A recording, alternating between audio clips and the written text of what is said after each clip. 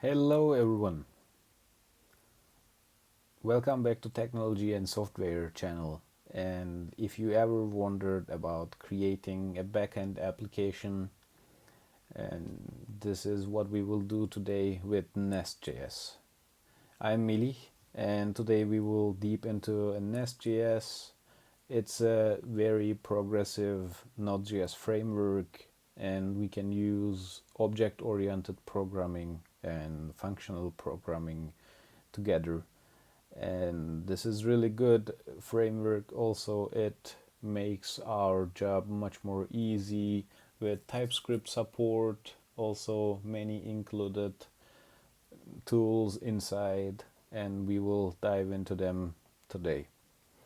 And for this reason I decided to go build a CRUD application. What CRUD means is create, read, update, and delete. We will have a basic database integration. We will create our API endpoints, and then we will test them out with Postman. And after that, we can create another web application to use it in directly via browser. And in this tutorial also we will go through different setting up, how to set up the Nestjs application from the beginning. Also I will explain to you all of the data structures, the file structures directly inside the Nestjs, and I will try to keep it from the beginning to end. If you are already experienced with Nestjs, you can find various similarities. Also, if you have worked with another frameworks like Express, Koa, or Sails, there are some similarities we will use with Nestjs today. So we can start now. So I'm opening, let's go back to documentation. I will show you from the beginning as I said. So this is the nestjs.com. You can directly go there. I will put it below also. Let's go to the documentation and see how we can install the Nestjs CLI. This is the first command we need to do. npm install globally Nestjs CLI. And after we install that CLI, we can directly use the Nest, create a new, and then the project name. Let's do it first. So I have already opened a folder here as a YouTube, and here I will do it one more time. And so let's copy paste this one here. I have the CLI already installed. I'm not sure, is there any update? Let's see. It's installing now. Good. And then we can create our project with new CRUD test application. So here, which package manager you would like to use? We can choose yarn, npm, and pnpm. I will go with the yarn right now. You can get it as long as you want, whatever you want, directly there. And this is the files it's creating right now. As you see, it has a ESLint config already, prettier config, and TS configs. There is a app controller tests here as a spec TS. We will go to them one by one after the installation is completing.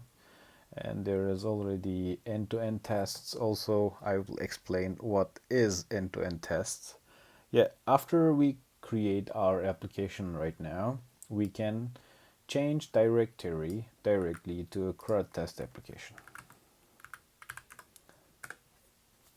As you can see right now, we directly go to CRUD test application, and I will just open it in the...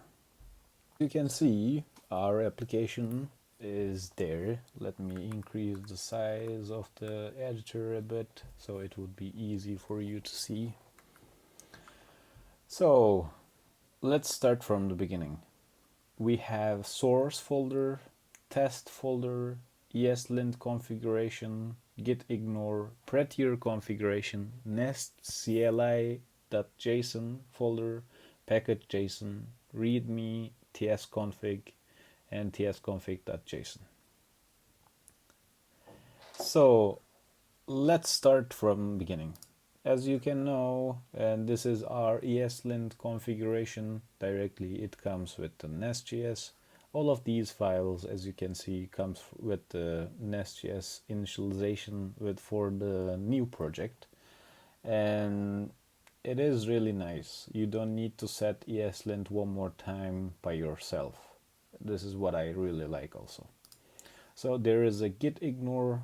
This is all of the IDs, distributions, node modules, npm debugs, error logs, everything. So we have prettier. It's quite simple. Single quote true, trailing comma for all of these. That's really nice as well. So inside the Nest CLI JSON, and we have the source root, compiler, options, delete out dir we have, and yeah, that's it. In the package JSON we have the packages. Let's go with the dependencies first. We have Nestjs, common, core, platform as an express, reflect metadata, rxjs. And there are so many dev dependencies, as we already talked about.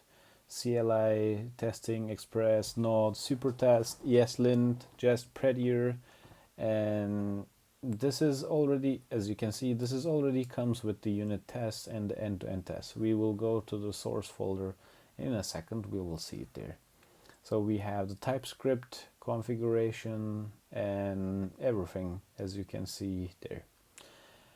So inside the README, you will also see very nice build README, how to install the packages, how to run the application, how to run it in the dev mode, etc. So let's go to the source folder. This is where all the magic happens. In the main TS, as you can see, we have a bootstrap function. And this bootstrap function initializes the Nest factory, and it creates an app module, and that awaits for listening the port 3000. This creates all of our backend application directly. What we will see inside the app module, Nestjs has different modules it uses inside the application. We can directly see that onto the documentation. After we go through there, I will explain it a bit more. And so we have the controller and the service. As you can see, our app controller directly comes from that app, that controller, app, that service. Really cool, easy. It's not very heavy. It's just a single controller and one provider. Inside our controllers, this is also where we define our endpoints. As you can see, we have the get here, and there is a function runs through as a get hello, directly returns this.app service.get hello. Let's go to our service, and this is an injectable, and we have a class of app service, and there is a one function get hello. You can directly see it there, and we have the hello world. As you can maybe imagine, when we call the application right now in controller, this means there is no root for this home, like it's like a home page. You can see it is, instead of writing these if you make it empty, it will directly use the root path to use that function. And whenever we make a get request to there, it will return us the get hello.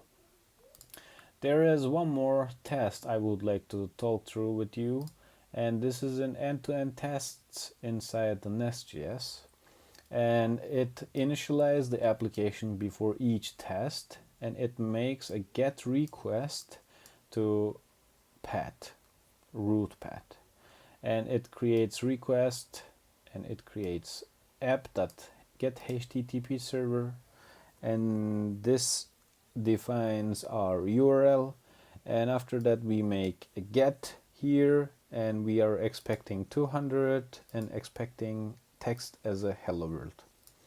Nice, isn't it? It's very simple and straightforward.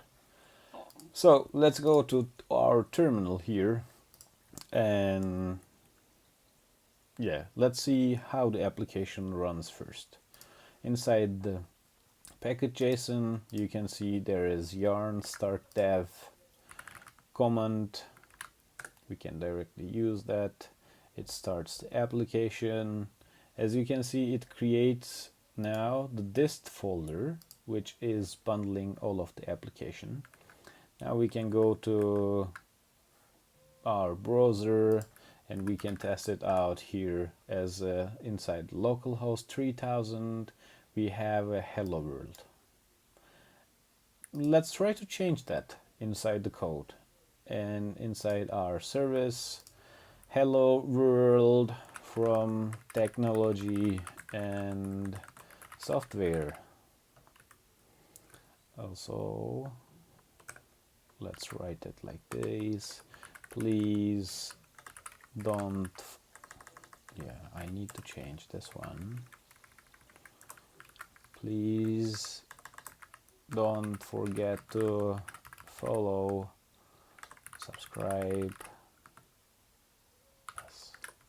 Nice. It has rebuilt the application. When we go and refresh the page, we can see hello world from technology and software. Please don't forget to subscribe us. That's really good. So we can directly change as whatever we would like to, and make it remove the hello world from the beginning, refresh the page, you will see technology and software. Please don't forget to subscribe us. That's really good. You can test it out as yourself. This is an introduction right now for the first parts. So let's go to the documentation for a couple of minutes, and there is another installation part you can see. And from now on, what we will do, we will go understand the different parts of the application. We already did this into the, like when we explaining the fundamentals of the Nestjs, but inside for the next video, I'm planning to go through all of them one by one and defining all of the file structures here and go through them again.